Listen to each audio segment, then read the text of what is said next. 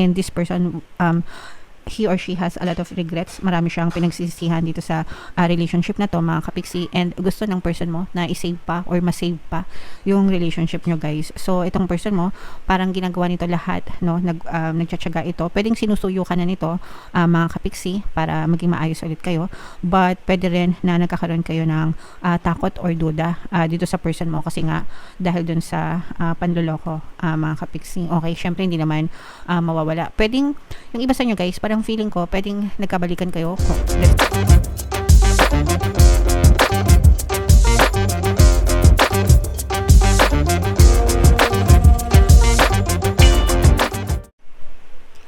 Hello guys, hello Aquarius, welcome back to Pinay Pixie Tarot. Ang pamagat ng episode natin for tonight is feelings reading. Anong nararamdaman niya sa'yo? So titingnan natin, guys, kung anong nararamdaman sa inyo ng inyong current partner or specific person. Pwedeng ma-pick up yung energy nyo, guys. Pwedeng ma-pick up yung energy ng person nyo. Pwedeng magkabaliktad yung roles, mga kapiksi. If in case hindi kayo nakaresonate dito, try nyong panoorin yung video dun sa zodiac sign ng person nyo, mga kapiksi. Baka nandun yung energy nyo. So, unahin natin tong deck na to, guys. Tingnan natin yung mga love advice, love energy, or love message para sa inyo. Let go of control issues, mga kapiksi, no? So for some of you, pwede nagkakaroon ng control issues sa pagitan nyo ng inyong partner or specific person, and kapag ka may ganun, guys, parang mas lalong nanggigigil, no? May halong gigil, guys, no? Dun sa relationship. So always remember, guys, na hindi advisable, at saka hindi nyo naman talaga makokontrol, guys, yung inyong mga partner or specific person, no?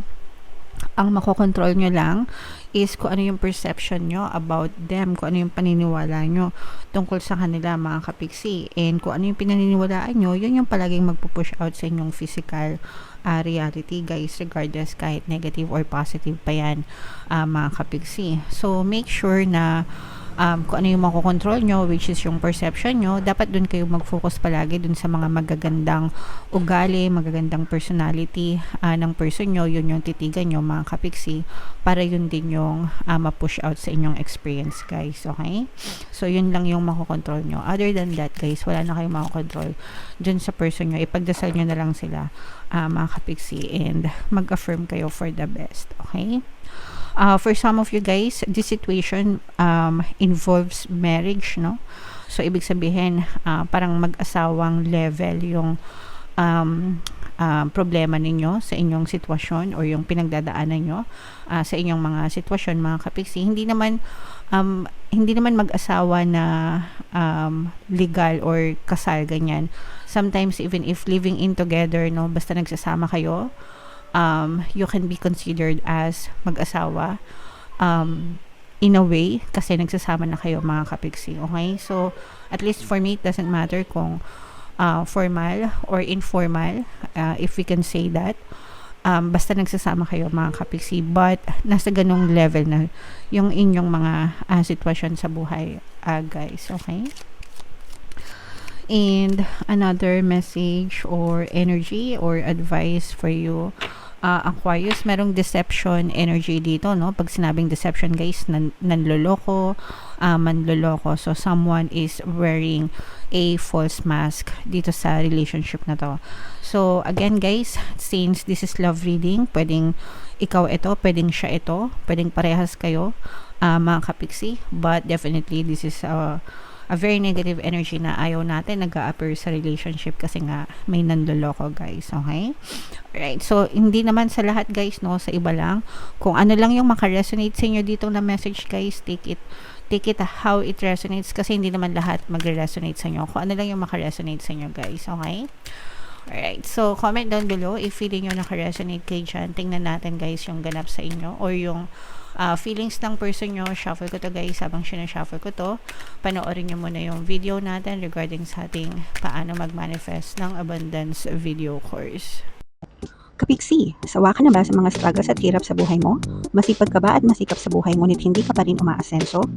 Ilang beses ka na bang nag-attempt magnegosyo at mag-invest pero palagi ka pa rin nalulugi?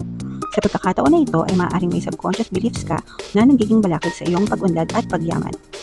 Introducing, paano mag-manifest ng abundance video course. Dito ay matututunan mong ma-overcome ang mga balakid mo para tuluyan ka ng umunlad, umasenso, sumagana, maging matagumpay, successful at maswerte sa iyong kabuhayan, pera, trabaho, negosyo sa lapi at kaperahan ng bonggang-bongga. Dali, mag-send na ng email sa pinoypixie@gmail.com at simulan na ang iyong pagyaman ngayon. Alright, so sa lahat ng gusto mag-avail ng course guys, naka-flash sa screen nyo. Una, meron tayong paano mag-manifest ng abundance video course. Meron din tayong paano mawala ang third party at magkaroon ng harmonious na relationship. And meron din tayong paano pabalikin si ex, revise breakup. So sa mga interesado guys, mag-send lang kayo ng email sa pinoypixie@gmail.com.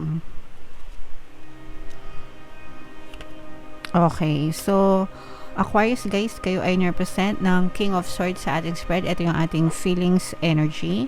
Meron ditong presence ng water sign guys, Cancer, Pisces, Scorpio. For some of you, pwedeng may water element ka din sa iyong natal chart, or pwedeng yung person mo water sign or may water element sila sa kanilang natal chart, mga kapiksi. But definitely guys, kung ano yung nakita natin kanina na deception, lumabas siya dito sa inyong reading, mga kapiksi. Ay, wait lang. Yan. So, itong deception energy, mga kapiksi, this is the energy of deception, manloloko, sinungaling, guys. So, pwedeng yung person mo, yung nagsinungaling sa'yo, or ikaw yung nagsinungaling sa person mo. Either way, mga kapiksi, but lumabas dito yung deception energy, guys. So, may nanloko, may nanloloko, guys. But, ang nakikita natin dito, mga kapiksi, is kahit na merong deception energy, gusto pa rin ng person mo na i-save yung relationship mo ninyo. Actually, there's a lot of emotional pain dito, no?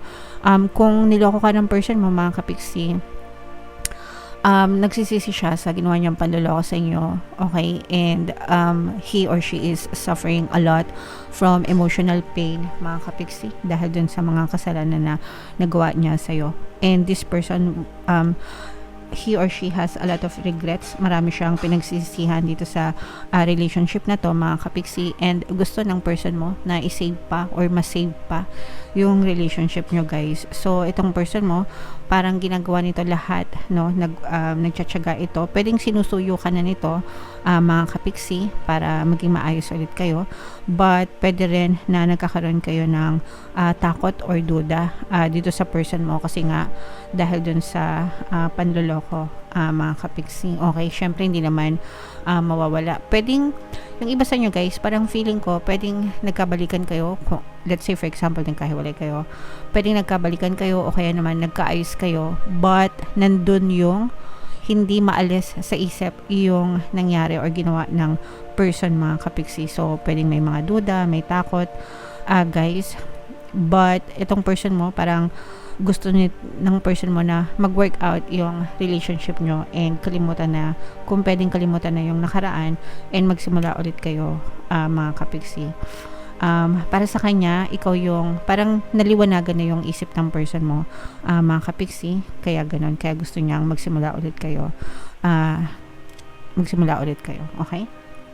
Alright, so nag-e-effort itong person nyo, guys, and parang feeling ko naman okay lang din naman sa inyo na maki-effort dito sa person nyo, guys, pero yun nga, parang merong invisible line, mga kapiksi. Itong nararamdaman natin is parang merong pa-victim dito sa relationship na to, mga kapiksi, no? Ibig sabihin, pa-victim na kunwari siya yung may kasalanan, pero pa-victim siya na parang pinapalabas niya na hindi siya yung may kasalanan, ganyan. But at the kumbaga parang gusto niyang mabawasan yung guilt, yung kanyang konsensya, mga kapiksi, okay? But then again, sabi ko nga sa inyo, nagsisisi na itong person mo, and gusto niyang magsimula ulit kayo, mga kapiksi. So, meron din ditong presence ng Earth signs, Capricorn, Taurus, Virgo. Itong person mo, gusto niyang bumawi sa inyo, guys, no? Ibig sabihin ko ano yung parang gusto niyang i-reciprocate yung mga binibigay mo sa kanya, yung mga pinaramdam mo sa kanya, yung pagiging mabait mo, pagiging mapagmahal mo, maasikaso mo, lahat ng pinakita mo maganda sa kanya, gusto niyang ibalik sa inyo, mga kapiksi. Gusto niyang bumawi. And parang gusto niya na ipakita sa'yo na nagbago na siya and talagang pinagsisihan niya yung kanyang mga nagawang kasalanan. Etong person mo, hindi to masalita. Parang sa kanya, action speaks louder than words. So, pwedeng hindi mo to naririnig sa kanya mismo na nagsusorry siya or sinusuyo kanya. More on action ito, mga kapiksi. Parang mapapansin mo na parang nagiging mabait siya or unti-unti nagiging maasikaso, ganyan. Without even yung salitang sorry, baka hindi niya naririnig dito sa person na to. Pero deep inside them, yun, pinagsisihan niya yung mga nagawa niyang kasalanan sa inyo, mga kapiksi. Okay? Alright, so comment down below. Ito napaka-positive, guys, although syempre nakita natin yung deceptive energy, pero yung current state, which is nagsisisi, gustong bumawi, very positive yan, mga kapiksi, especially sa mga kapiksi natin na gustong magkaayos sa relationship. So if ever na naka-resonate kayo, guys, pwede nyo pakinggan yung, of course, yung pampabalisa at pampamiss, guys. Huwag nyo kakalimutan yung dalawang subliminal na yon. And yung pampabate, pampakonsensya, pampamahal, no? Para manumbalik talaga yung pagmamahalan nyo sa yung dalawa, mga kapiksi. Alright? So, yeah. Comment down below, guys, if feeling nyo naka-resonate kayo dyan. Ito, i-mind nyo na tong harmonious relationship na to, itong pagsisisi na to, itong pagbawi, yan, i-mind nyo na yan sa comment section. So, bunot lang tayo ng isa pang card para sa inyong additional na mensahe. Aquarius, mahalin mo muna ang iyong sarili, mga kapiksi, no? Actually, hindi naman muna. Dapat palagi, no? Mahalin nyo ang inyong sarili, mga kapiksi. Kung mahal nyo yung inyong partner or specific person, dapat mahal nyo rin yung sarili nyo, guys, okay? And even before na hingin nyo yung pagmamahal ng person nyo, kailangan binibigay nyo muna yan sa sarili nyo, guys, no? Kasi hindi nyo kailangan ng validation from other people if you love yourself. Bonus na lang yung love life, guys. But, ang importante kasi is mahal mo yung sarili mo. Okay? Dapat ikaw mismo sa sarili mo, you feel whole and complete, mga kapiksi. And kung ano yung binibigay mo sa sarili mo, yun din yung ibibigay sa inyo ng ibang tao, including your specific person. So, if mahal mo yung sarili mo, nirerespeto mo yung sarili mo, maganda yung tingin mo sa sarili mo, maayos yung trato mo sa sarili mo, ganun ka rin itatrato, mamahalin, irerespeto ng iyong partner o specific person kasi it will always be reflected back to you. Okay? Naintindihan nyo ba, guys? Sana naintindihan nyo. Always love yourself, in short, mga kapiksi. Alright? Okay, so comment down below, guys, if feeling nyo nakaresonate kayo dyan sa mga messages na yan. And for more tarot readings, mga kapiksi, ito yung playlist nyo. Ito naman yung ating, success stories ng paano mag-manifest ng abundance video course. Click here to subscribe, guys. Ito yung ating mga relationship subliminals. Thank you for liking, sharing, and subscribing, and see you again next time. I love you all, mga kapiksi. Have a nice day. Bye-bye.